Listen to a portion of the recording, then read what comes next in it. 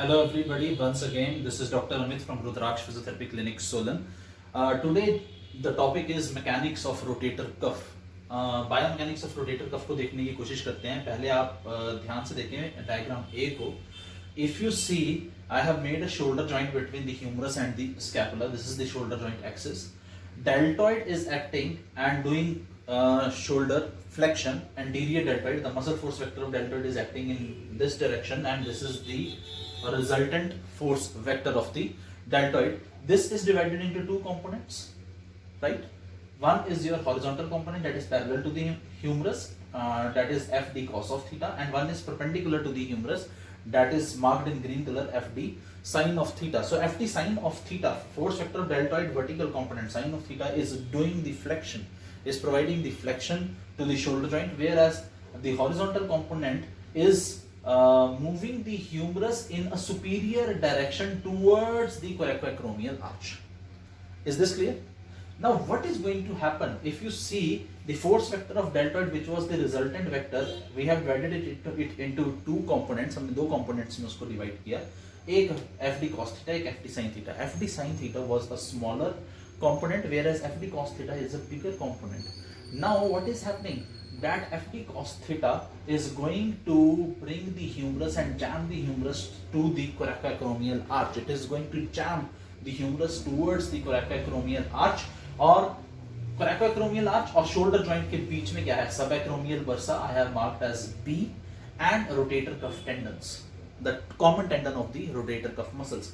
Now if this happens, the movement of the humerus into the superior direction towards the coracoacromial arch, if it is not stopped by the horizontal component of deltoid muscle force, what will happen? Subacromial bursitis or rotator cuff tendinitis can occur in the patients. Now if you see why this doesn't happen when we do normal flexion, overhead flexion या overhead abduction भी हम करते हैं या overhead flexion भी हम करते हैं, ऐसा होता क्यों नहीं है? subacromial bursitis या tendinitis होता क्यों नहीं है? इसका मतलब कुछ ना कुछ तो और नेचुरल मैकेनिज्म है जिसकी वजह से ये ह्यूमरस जो है वो ऊपर नहीं जा रही है इतना ज्यादा और coracoacromial arch के साथ जाके जैम अप नहीं कर रही है. उसको समझने के लिए हम ध्यान से देखते हैं रोटेटर कफ मसल्स को.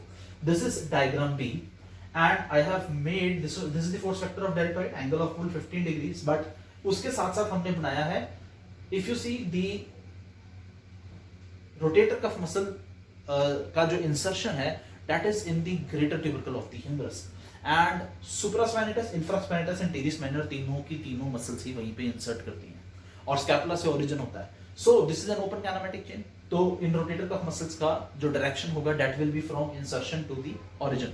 So insertion से हमने बनाया from the point of insertion towards origin. पहले हमने बनाया है black diagram में, this is the force vector of supraspinatus, this is the force vector of infraspinatus and this is the force vector of teres minor. अब हम इनको दोनों components में divide कर देते हैं. ये सब resultants थे, supraspinatus resultant, infraspinatus resultant, teres minor का भी resultant. Now we divide it into two components, supraspinatus sin of theta, that is perpendicular to the humerus, and supraspinatus cos of theta, that is acting downwards and parallel to the humerus. अब दोबारा से देखिए, infraspinatus sin of theta, that is acting perpendicular to the humerus towards the scapula, whereas infraspinatus cos of theta is directing downwards parallel to the humerus. Same as for teres minor का जो vertical component है, that is acting perpendicular to the humerus towards the scapula, whereas infraspinatus teres minor का जो horizontal component है, Tm cos theta, that is acting downwards, and it is parallel to the humerus. Now what is this supraspinatus marked in blue? The vertical components are marked in blue. What is this supraspinatus sin theta, infraspinatus sin theta and teres minor sin theta doing? They are acting towards the scapula, towards the shoulder joint axis. That means the vertical component of rotator cuff muscles, that is supraspinatus, infraspinatus and teres minor, it is providing stability to the shoulder joint. Now what is the horizontal component doing?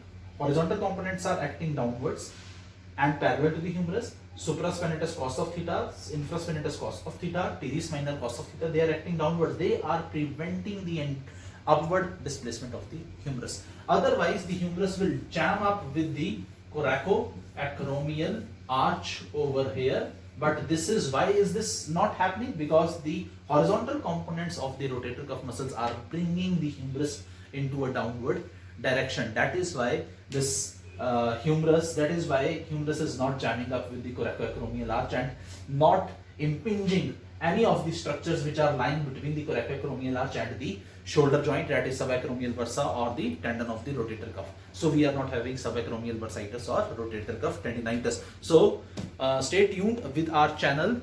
This was mechanics of rotator cuff. We will be posting very good and detailed videos describing in detail about the clinical mechanics of the human body. Thank you.